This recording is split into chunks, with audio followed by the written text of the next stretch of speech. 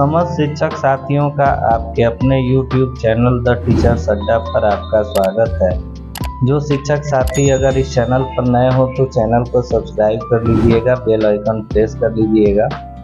तो आज हम इस वीडियो में बात करने वाले हैं सक्षमता परीक्षा 2.0 आवेदन करना क्यों है जरूरी। पूरा तथ्य जान लीजिए वरना करियर आपका खत्म हो जाएगा। आवेदन न करने वाले शिक्षकों को क्या नुकसान होगा, नियोजित और विशेष शिक्षक में क्या अंतर होने वाला है। तो इन बिंदुओं पर इस वीडियो में हम बात करने वाले हैं और वीडियो आप लोगों के लिए काफ़ी महत्वपूर्ण होने वाली है। तो इस वीडियो को आप पूरा अंत तक देखिएगा। तो चलिए शुरू करते हैं। तो पूरे विषय को समझने से पहले आपको सर्व शिक्षा अभियान के बारे में जानने की ज़रूरत है। जब तक सर्व शिक्षा अभियान के बारे में आप नहीं जानेंगे समझेंगे तब तक आप नियोजित शिक्षक और उनके भूमिका के बारे में आप नहीं जान पाएंगे। तो जैसा कि स्क्रीन पर आप देख पा रहे होंगे, चर्चित जो नॉलेज वाला एक सेक्शन होता है विकिपीडिया, मैंने विकिपीडिया खोल रखा है। इस विकिपीडिया में आपको सर्व शिक्षा अभियान साफ साफ दिख रहा होगा। तो चलिए इसको समझने का प्रयास करते हैं।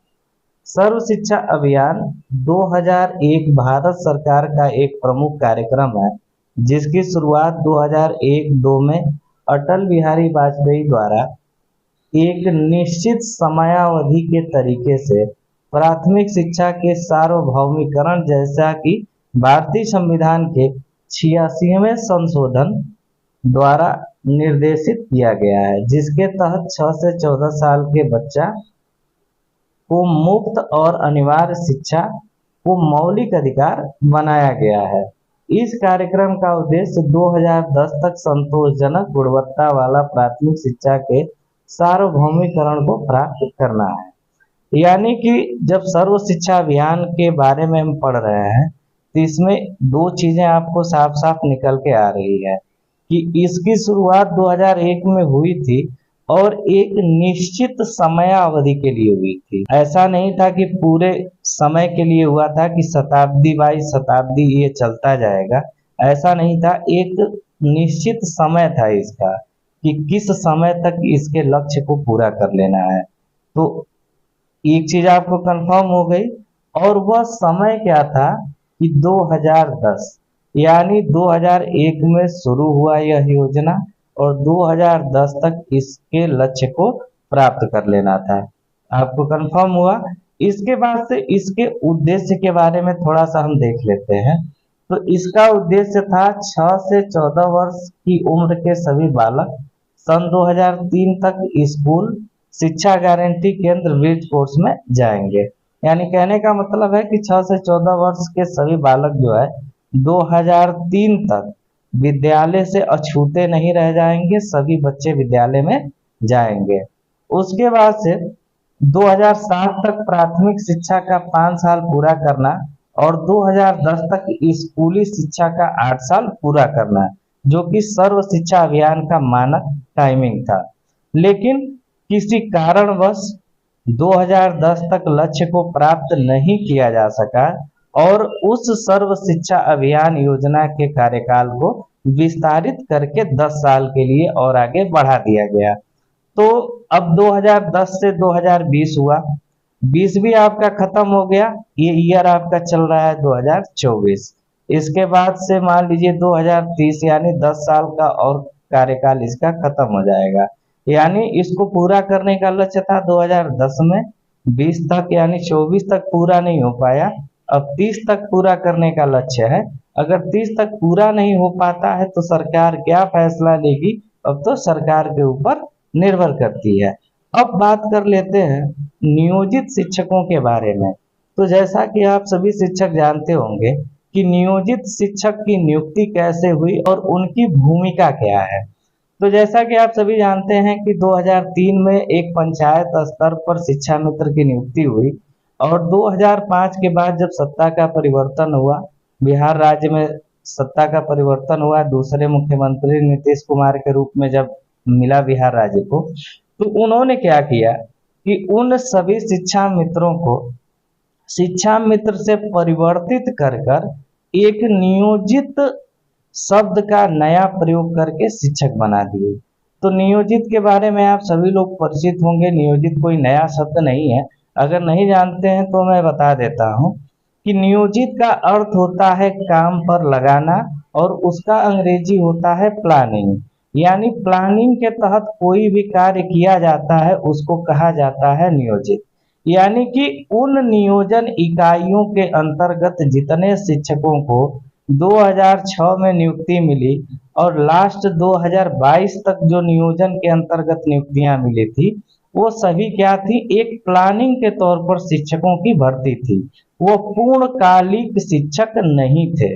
उनके नियुक्ति पत्र में उनके कार्यकाल को 60 वर्ष जरूर लिखा गया था, लेकिन उनकी भूमिका को वहां स्पष्ट नहीं किया गया था। ये आप भी जानते होंगे।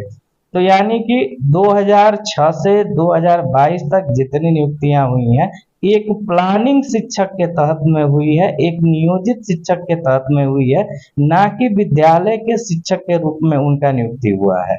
ये बात आप समझ चुके हैं।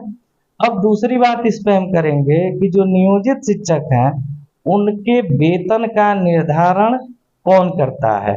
तो उनके वेतन का निर्धारण सर्व शिक्षा अभियान के अंतर्गत होता है। यानी कि सर्व शिक्षा अभियान के अंतर्गत केंद्र की जो धनराशि मिलती है, उस धनराशि से उन प्लानिंग टीचरों को, नियोजित शिक्षकों को उनका वेतन उससे किया जाता है। ये अलग बात है कि समय समय पर चुनावी दृष्टिकोण के चलते शिक्षकों के वेतन में बढ़ोतरी की गई, तो उस बढ़ोतरी को पूरा करने के लिए राज्य सरकार अपने कोष से कुछ पैसे जरूर दे देती है, लेकिन मूल रूप से उनका वेतन सर्व शिक्षा अभियान के ऊपर आधारित है।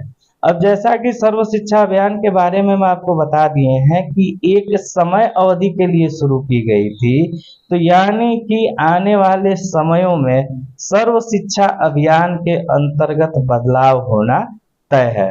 क्योंकि केंद्र में जो सरकार है, कहीं न कहीं उसको ये भी लगता है कि केंद्रांश के ऊपर इतना बड़ा भार पड़ रहा है और इस कार्यक्रम का लक्ष्य लगभग प्राप्ति की ओर है, तो इस कार्यक्रम में कुछ ना कुछ सुधार की आवश्यकता है।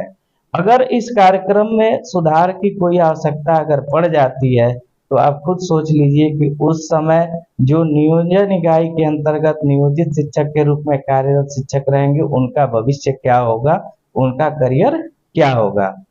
इन्हीं सब चीजों को देखते हुए 2022 के बाद बिहार सरकार ने फैसला किया कि अब किसी भी प्रकार के शिक्षक को हम प्लानिंग के तहत नहीं रखेंगे। एक नियमित रूप से उनकी वैकेंसी निकालेंगे, एक आयोग का गठन करेंगे, नियमित भर्तियां होंगी और उनका संवर्ग जो होगा नियमित शिक्षक का होगा, यानी कि एक विद्यालय संवर्ग के शिक्षक का होगा, जिनका कार्यकाल 60 वर्षों का होगा। उसके ऊपर किसी भी प्रकार के सर्व शिक्षा अभियान का कोई दबाव नहीं होगा।